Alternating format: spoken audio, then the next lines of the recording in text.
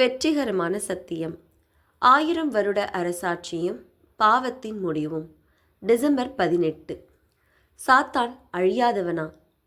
உன் அக்கிரமங்களின் ஏராளத்தினாலும் உன் வியாபாரத்தின் அநீதத்தினாலும் உன் பரிசுத்த ஸ்தலங்களை பரிசுத்த குலைச்சலாக்கினாய். ஆகையால் உன்னை பட்சிப்பதாகிய ஒரு அக்னியை நான் உன் நடுவிலிருந்து புறப்பட பண்ணி உன்னை பார்க்கிற எல்லாருடைய கண்களுக்கு முன்பாகவும் உன்னை பூமியின் மேல் சாம்பலாக்குவேன். எசேக்கியேல் 28:18.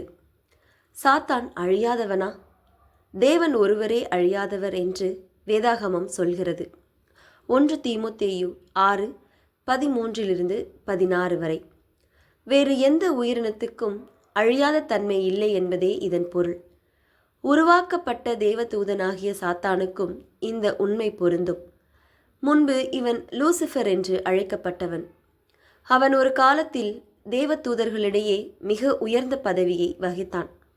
மேலும் பாவம் செய்கிற ஆத்துமா சாகும் என்று எசேக்கியேல் 18:20 நேரடியாக கூறுகிறது.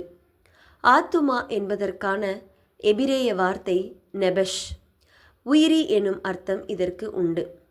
எனவே இந்த வசனம் மனிதர்களுக்கு மட்டுமல்ல, தேவதூதர்களுக்கும் பொருந்தும். சாத்தான் பாவம் செய்தது மட்டுமில்லை, அவன் பாவத்தை தோற்றுவித்தவன்.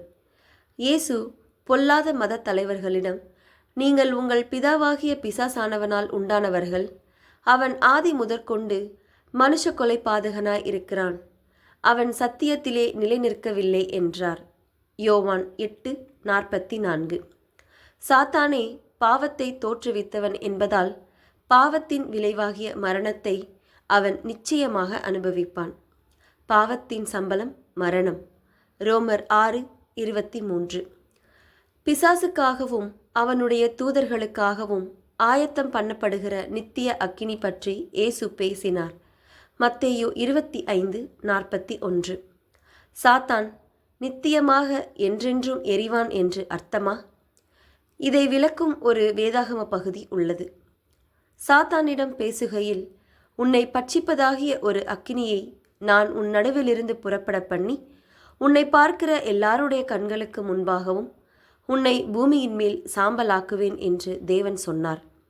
எசேக்கியேல் 28:16-18 வரை. எல்லோருடைய கண்களுக்கு முன்னால் சாத்தான் சாம்பலாக்கப்படுவான் என்று தேவன் சொன்னார். செயலில் காட்டுங்கள். சாத்தான் ஒரு நாள் அழிந்து விடுவான் என்பது உங்களுக்கு என்ன உணர்வை தருகிறது?